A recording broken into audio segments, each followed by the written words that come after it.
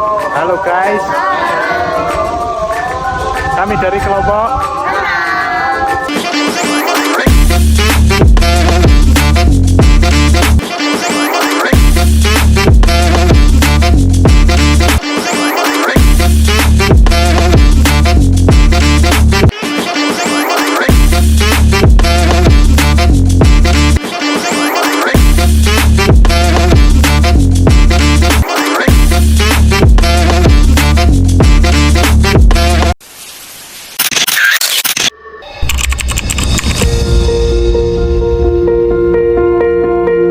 PT Telkom Indonesia Persero atau lebih dikenal sebagai Telkom adalah perusahaan telekomunikasi terkemuka di Indonesia. Didirikan pada tahun 1961, Telkom menyediakan berbagai layanan termasuk telepon, internet, dan solusi teknologi informasi. Sebagai penyedia infrastruktur telekomunikasi terbesar di Indonesia, Telkom berperan penting dalam mendukung konektivitas dan pengembangan ekonomi digital di tanah air. Nah, terkait dengan mata kuliah MPP ini, kami akan mengulik lebih dalam bagaimana sih inovasi pelayanan publik di Telkom tersebut dan bagaimana proses pelayanan publik. Jadi, mari simak lebih lanjut dengan narasumber kita, Kak Afifah. Ketika kita udah ngobrolnya itu nanti tergantung paket yang dipilih. Ada yang SMS, kemudian ada yang Nah, di sini ada inovasi berupa OCA atau Operation Center Access yang dibuat oleh Telkom sebagai sistem atau layanan yang digunakan untuk memonitor, mengelola, dan menjaga kinerja jaringan telekomunikasi mereka. Nah, di sini ada 4 produk utama dari OCA yang memudahkan pelanggan. OCA Blast, OCA Interaction, OCA AI, serta OCA API. OCA Blast membantu Anda mengirimkan pesan ke ribuan kontak cukup dengan satu klik. OCA Interaction adalah layanan CRM yang memudahkan Anda membalas chat customer dari berbagai platform cukup dengan satu dashboard. OCA AI memudahkan Anda membangun chatbot cukup dengan drag and drop serta terintegrasi dengan berbagai channel. Pantau kinerja chatbot dengan fitur laporan kinerja chatbot. OCA API memungkinkan Anda untuk mengintegrasi layanan channel komunikasi ke infrastruktur atau aplikasi yang Anda miliki. pelanggan yang udah berlangganan ini tuh contohnya bank-bank gitu ya.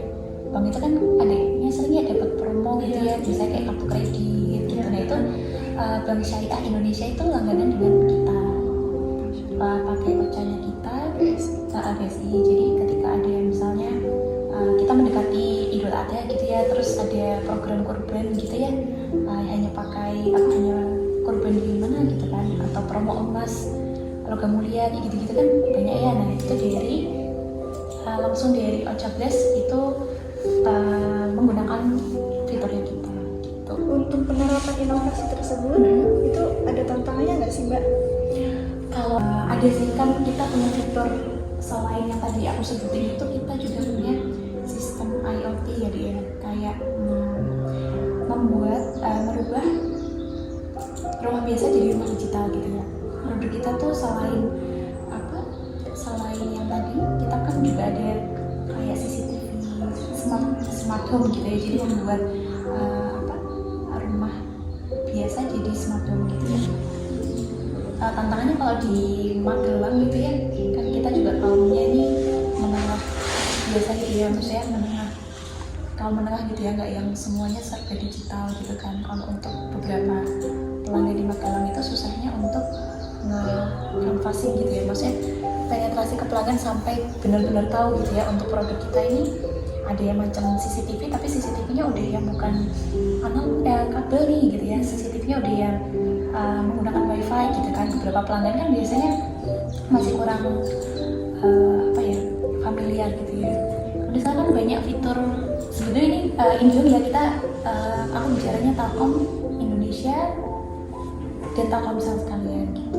Kalau di Indihome itu susahnya itu ya, belum semua masyarakat Magelang ini melek akan teknologi gitu. Kita udah punya nih produknya, tapi belum bisa kalau mensosialisasikan sudah, cuman belum masyarakatnya yang belum minatnya masih rendah gitu. Kita kan sudah ada yang namanya contoh nih sensor gitu ya, sensor ketika rumah kan kita mengubah rumah biasa jadi smart home gitu, jadi untuk efisiensi listrik gitu ya. Kalau misalnya mematikan listrik manual itu kan sudah akan lebih boros ya kalau misalnya inovasi smart home ya Mbak? Iya, smart home. Nah itu yang menerima itu kayak masyarakat yang kalangan gimana maksudnya klasifikasinya?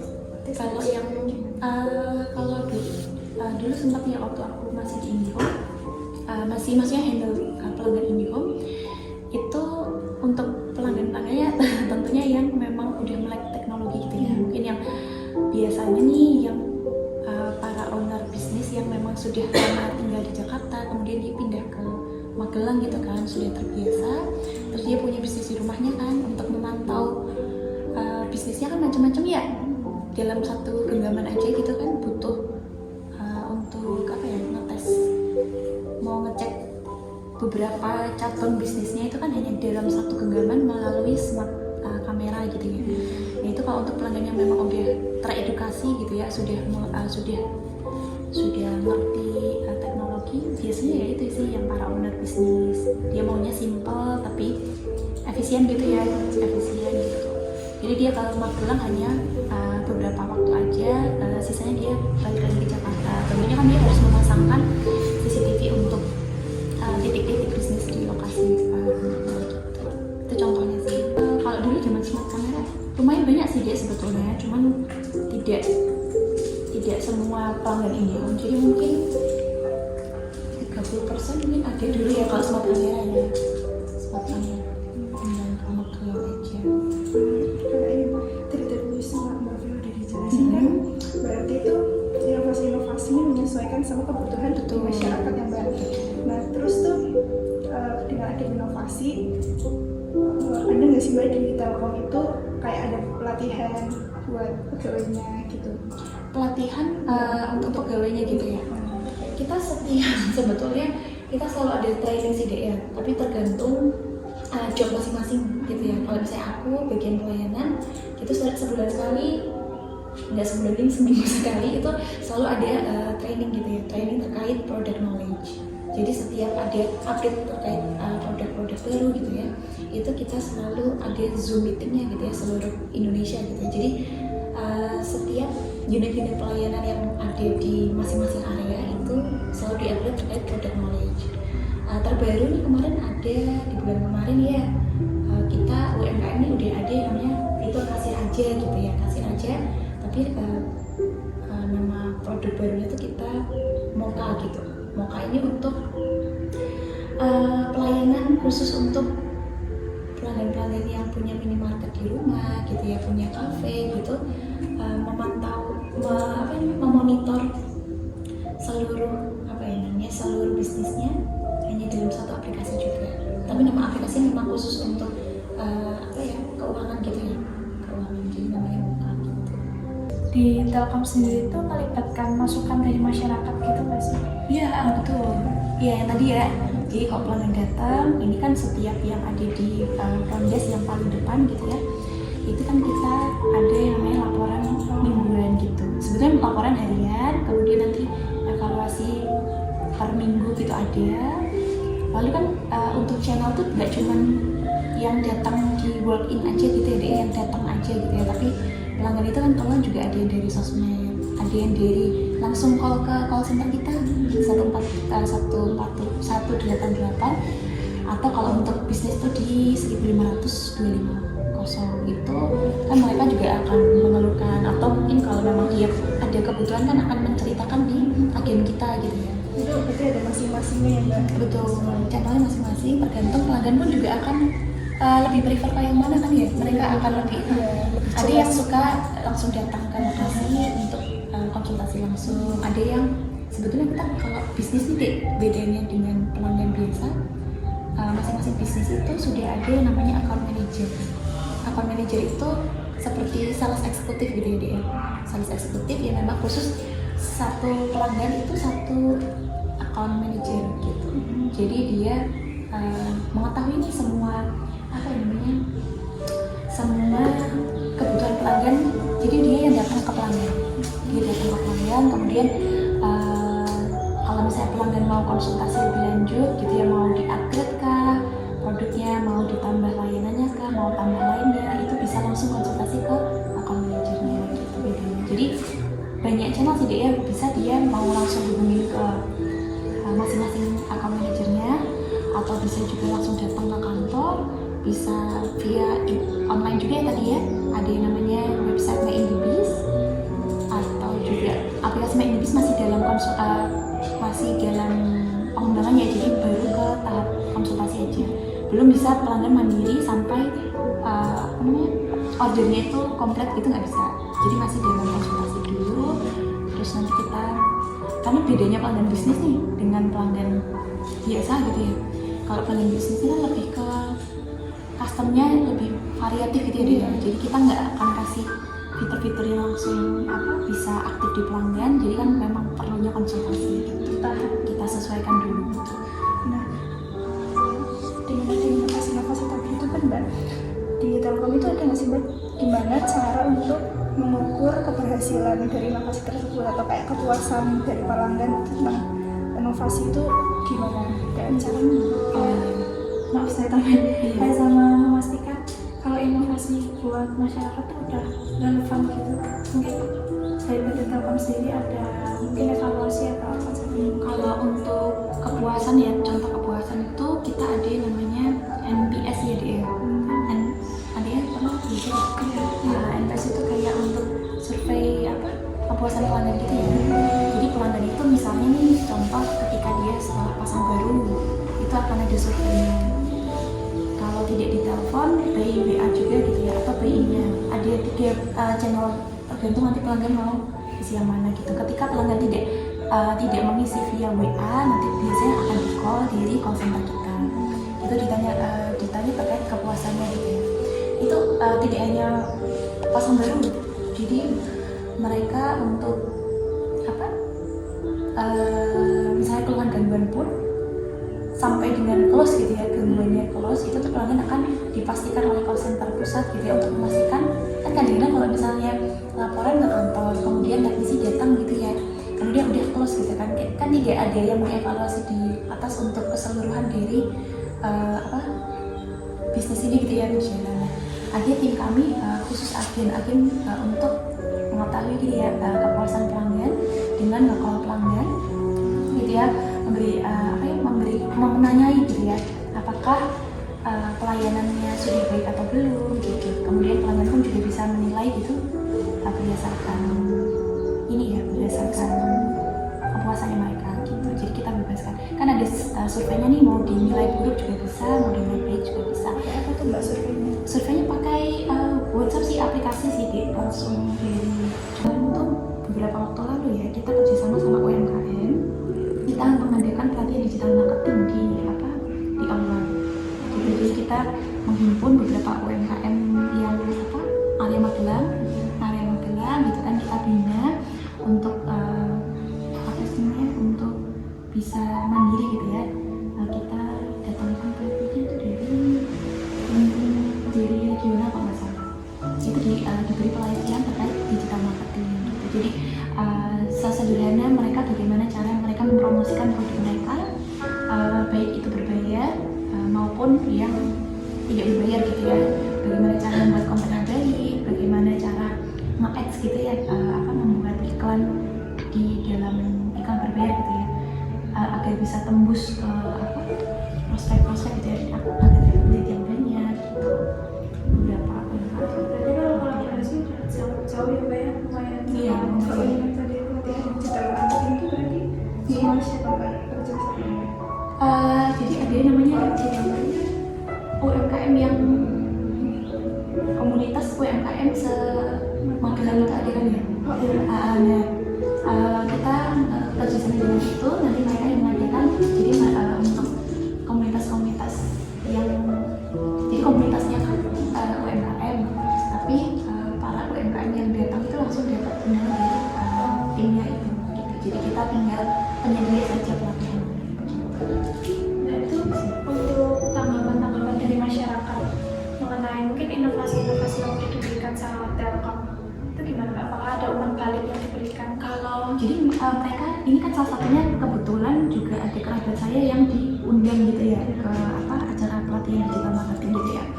Mereka yang tadinya ngonten itu hanya by WA aja gitu ya, membuat WA gitu kan. Dan itu biasanya lebih ke sebetulnya mereka usahanya udah ekspor gitu ya dia.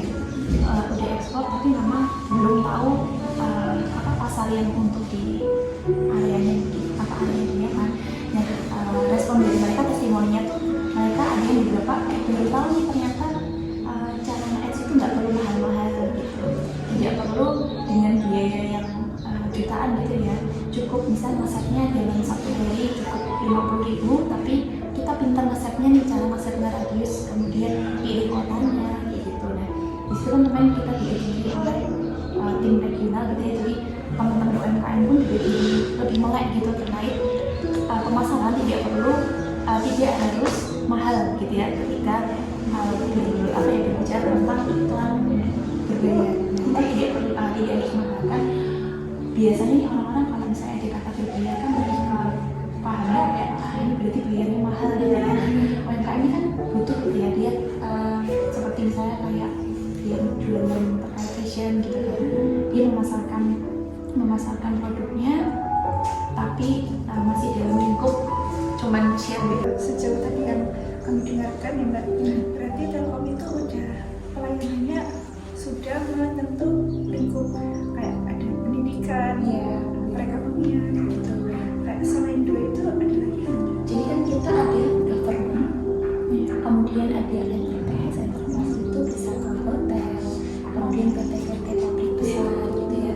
Kemudian kita juga ada yang namanya business service, itu maksudnya ke UMKM. Kita tuh ada 3 segmen besar, government, DGS, kemudian ada satu lagi enterprise, DES, universitas kan masuknya ke DES ya. Kemudian ada juga RPS itu business service. Business service itu kita menangani small sampai medium enterprise. Jadi Ya Mbak, kan mungkin perkembangan teknologi informasi akan terus berkembang ya. Dari PT Telkom sendiri itu memiliki rencana jangka panjang nggak sih buat mempersiapkan itu kira-kira atau strategi ke depan? iya udah ada sih sebetulnya kita rencana ke depan di 2-5 tahun ke depan gitu ya.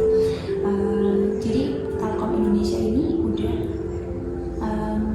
BUMN ya, sebagai BUMN ini kan dulunya Telkom itu nge-handle semuanya gitu ya dia.